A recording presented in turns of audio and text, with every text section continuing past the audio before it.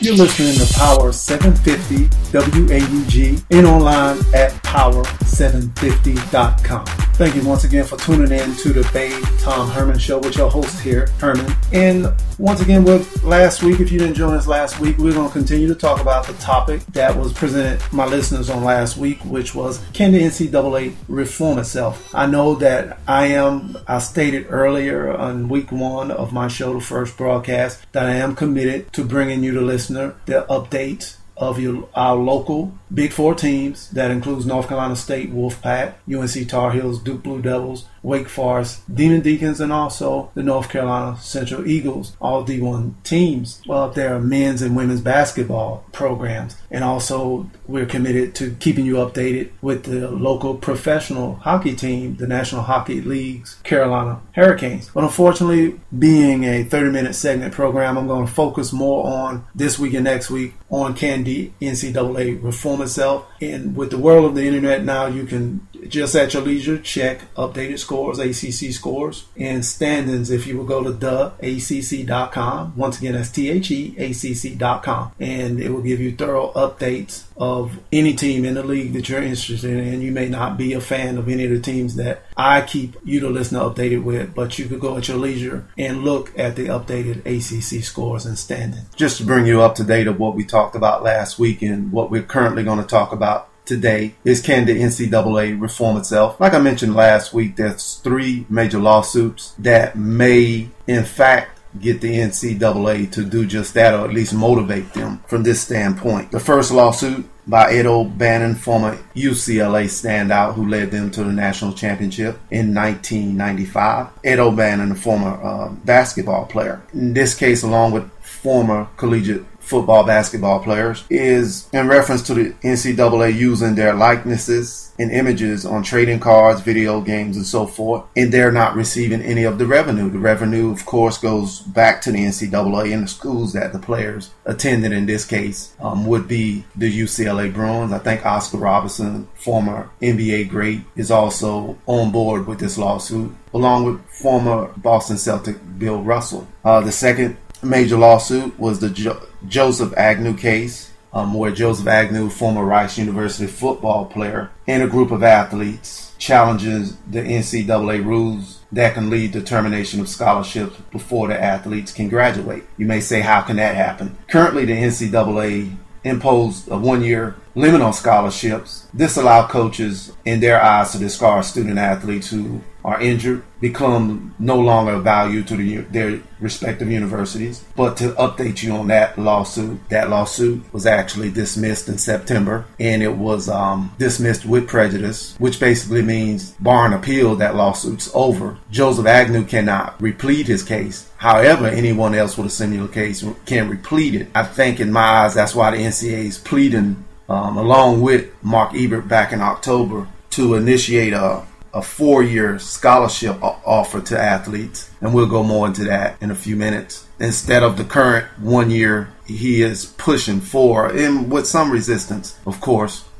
for universities to approve the multi-year or 4-year scholarships. Now, let me go into this. I'm not trying to cause any controversy. I feel like we do have 4 tremendous Big Four universities around here representing the ACC. When I say that, that's NC State, the Wolfpack, UNC Tar Heels, Duke University Blue Devils, Wake Forest, Demon Deacons, and also newly D1 member, the North Carolina Central Eagles. I'm not trying to bring forth any controversy to make these schools or the NCAA look bad. I'm just bringing people into the light of things with the NCAA and the troubles of the NCAA. In its current format, it does need to be changed. Now, the third major case pending as well would be the 3 football players and soccer players contend that the NCAA has failed to set standards for awareness, diagnosis, and treatment of concussion. Now, this particular lawsuit, filed in federal court in Chicago, comes in the wake of NFL actions on concussions and committee hearings on the issue in the U.S. House of Representatives. In this, I would say this particular case is not basically demand a large amount of money, but the concussion group itself wants the NCAA to establish a trust fund and a monitoring program that will provide treatment for them and other concussion victims as they continue to suffer after their college years. What people don't, they tend to realize this is the real world. It's not a video game where you can just press a button to give a player more power. This is real life. When a player suffers multiple concussions, and young man or woman, 18, 19 years old, multiple concussions, and what if they don't make the professional sports? What if they don't make the professional world? They're left with staggering bills. Also, in October, Taylor Branch, a Pulitzer Prize award-winning author, wrote an article in, like I mentioned last week, in The Atlantic. You can go to The Atlantic, ATLANTIC.com, and read this great article, which is titled, The Shame of College Sports. Now, Mr. Branch uses a recent study by the NCAA, which is the National College Players Association, founded by Ramogi Huma, who was a former linebacker for the UCLA Bruins football team. And also he is the president. And this was a joint study that the NCPA and Drexel University Department of Sports Management had recently. And the professor's name along with this study is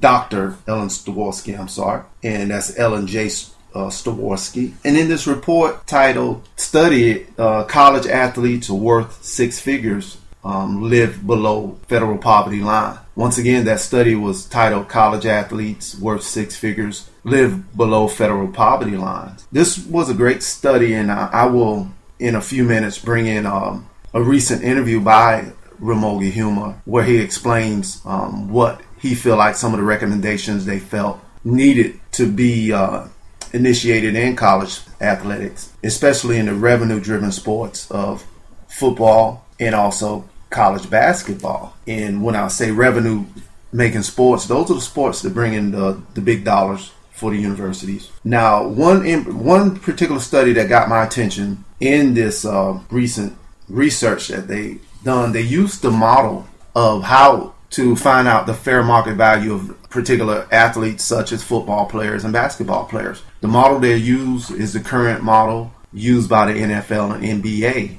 It's very interesting in this study because, in the report, it argues that playing big-time football and basketball, of course, is a full-time job. And I think fans, in particular, what I call couch potatoes, is I have I don't know if it's much sympathy as much as it is empathy. These guys roughly, it's been studied that they put at least 40 hours a weekend into a particular sport, whether it's game, practices, sports participation. That's a job. And on top of that, you're asking these same players to study, go to class, keep up their grades to continue to be eligible to play in these sports. And at this current time, this study did bring out that there's a 50% graduation rate, in particular with the revenue-driven sports of college football and basketball. There's a 50% graduation rate. That's terrible. That means basically 50% are graduating, 50% is not. That's not a good stat. It's not a good figure. Also, this report brings into light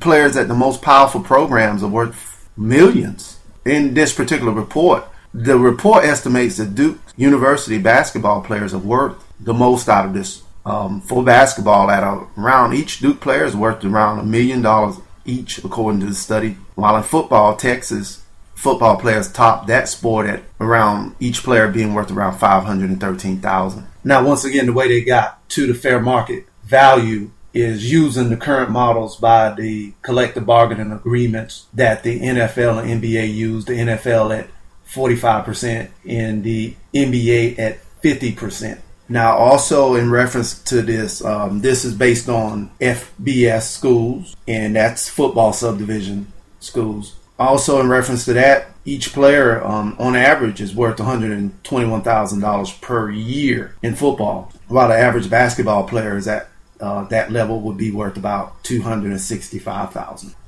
It's a lot of money. Now, I don't think they're suggesting that, basically, and let me clear that up, they're not suggesting that, hey, you should give these guys $1 million, they're worth this. No, that's just the projected fair market value of these players. Huma and Staworski argue that basically, according to their reports, that compensating players will go a long way to eliminating the black market. You may be asking me, what is the black market? Basically, black market allows agents to come around, boosters. I mean, anyone with anyone that has money actually has something that can something of value that can very well tempt these players.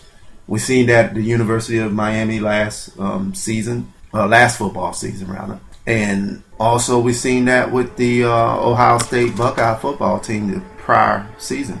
It's just amazing what came out of that report. Now, when I read the article of Taylor Branch, it was probably the most powerful article I've read in many years in reference to this. I'm in my 40s, and I've been hearing about the shortcomings of the NCAA, the gripes about the NCAA.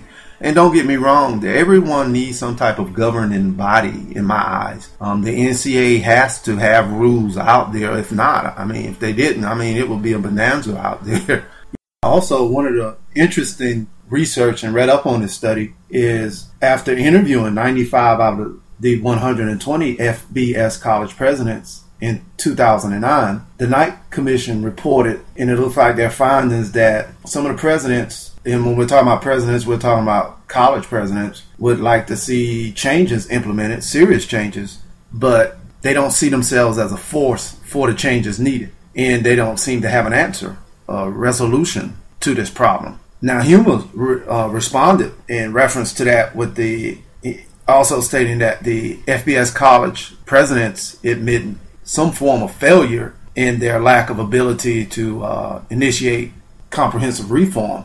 I would hate to see the government get involved, but ultimately that's probably what's going to happen, because there's just so many millions, not billions, billions of dollars involved in collegiate sports. You may be asking, what the heck is the Knight Commission? Well, the Knight Commission on Intercollegiate Athletics is basically a panel of members of the American Academic, Athletic, and Journalism Committees with an eye towards reform of college athletics. Now, so far, the first Knight Commission was initiated in 1991. There's been one in 1991, the second in 2001, and one, of course, in 2010. Also, the most important point in my eyes, I went over the fair market value of what they estimated for college football and basketball players. But the thing that really got my attention is that what made me aware of it is that I always thought that, hey, why are they complaining they get a free ride or a full ride? That's not the case. As I researched this and also found out from their report, what I'm talking about is the NCPA and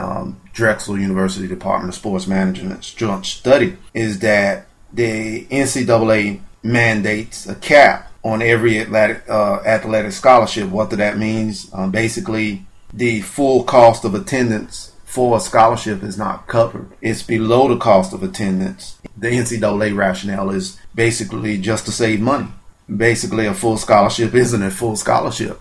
Currently, the study estimates that there is a shortfall of out-of-pocket expenses that an athlete has to cover, which the shortfall is averaging about $3,200. And I think that's a shame. And the report also found that the room and board provisions in a full scholarship leave about 85% of players living on campus and 86% of players living off campus living below the federal poverty line, which is a shame, because these athletes, these revenue making sports of college football and basketball are bringing in millions upon millions in TV contracts. So in my eyes, that's really a shame.